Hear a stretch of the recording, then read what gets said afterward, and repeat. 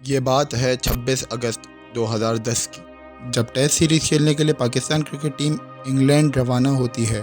England was 2-1 up in the series and Pakistan was looking to level the series. England ने toss जीत के batting करने का फैसला किया। इनिंग्स के तीसरे ही ओवर में कप्तान सलमान बट ने 18 साला मोहम्मद आमिर को बॉल पकड़ाई और फिर कुछ यूं हुआ कि प्लेयर्स, ग्राउंड में मौजूद क्राउड और कमेंटेटर्स देख के हैरान हो गए जब आमिर ने ओवर के तीसरी ही बॉल पे नो बॉल करवा दी, which was half a meter over the line.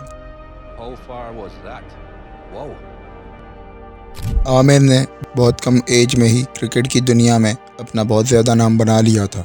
He was also rewarded with the man of the series award during the series in England.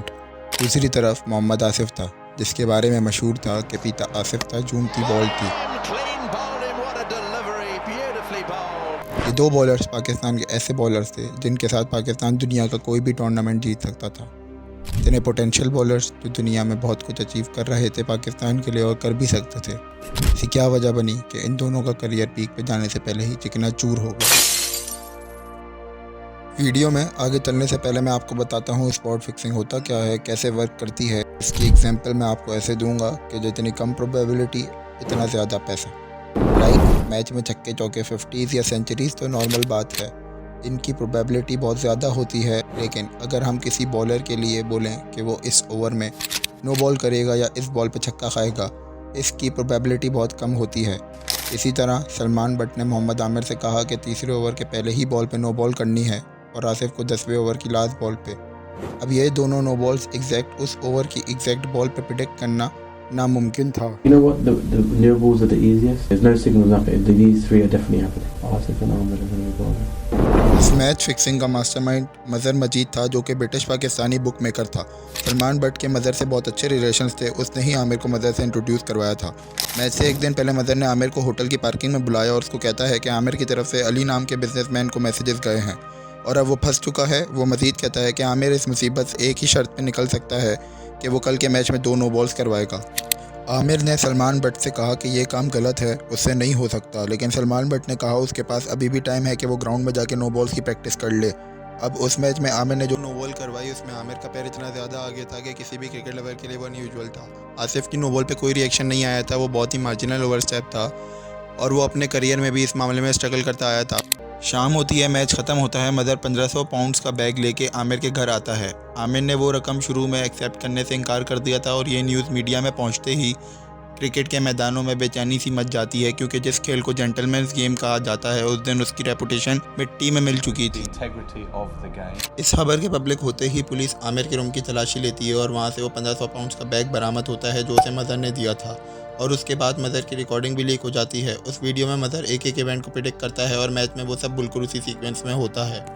So the first ball of the third over, Asif and Amir are going to be bowling. Amir's going to be bowled the first over. Yeah. Is there any signal? No signal. It will just happen.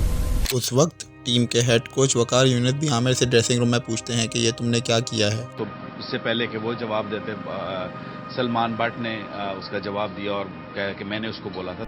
16 September 2010 Aamir court के सामने अपने जुर्म का एतराफ़ करता है and tells everything to the court. ये evidence court के लिए काफ़ी था मजहर, सलमान बट और मोहम्मद आसिफ को सज़ा देने के लिए, जिसके बाद आमिर को 6 मंथ जेल और 5 साल के बैन की सज़ा सुनाई गई। आमिर की बैन ख़त्म होने के बाद टीम में वापसी भी हुई। Amir was banned from international cricket for 5 years. Well, this is a huge moment in a young fellow's life, and this is some comeback. It really is. जिसमें कुछ सीनियर प्लेयर्स ने इस डिसीजन को लेकर अपना प्रोटेस्ट किया। मोहम्मद हफीज़ और अजहर अली ने आमिर के साथ ट्रेनिंग करने पे भी इनकार कर दिया था, लेकिन मामला फिर कुछ बेहतर हुए और फिर 2017 की चैंपियंस ट्रॉफी फाइनल में आमिर ने वो परफॉर्मेंस दिखाई जिसको देखने के लिए पाकिस्तानी फैंस इतने सालों से बेचैन थे। मोहम्मद आसिफ को भी 5 साल का बैन लगा और 1 साल जेल की सज़ा सुनाई गई और सलमान बट को 30 महीनों की जेल और पीसीबी के हाथों 10 साल के बैन की सज़ा सुनाई गई थी और आखिर में सबके मास्टरमाइंड मज़हर मजीद को 32 महीनों की जेल की सज़ा सुनाई गई। आमिर ने इस सब के बाद स्काई स्पोर्ट्स को एक इंटरव्यू भी दिया जिसमें आमिर ने इससे हासिल होने वाले लेसन के बारे में बताया। छोटा सा भी अगर आपका कोई दोस्त है तो छोटी सी कोई चीज़ गलत भी कहता है ना तो वो आपका दोस्त नहीं हो सकता। वो आपका सबसे बड़ा दुश्मन है। ये मैंने इस ड्यूरिंग दिस पीरियड मैंने ये सीखी है। पाकिस्तान क्रिकेट में स्पॉट फिक्सिंग का ये पहला वाकया नहीं था। इससे पहले भी बड़े बड़े नाम स्पॉट फिक्सिंग में मुलव्विस रहे थे और पाकिस्तान क्रिकेट की वर्ल्ड क्रिकेट में बदनामी का बायस बने थे।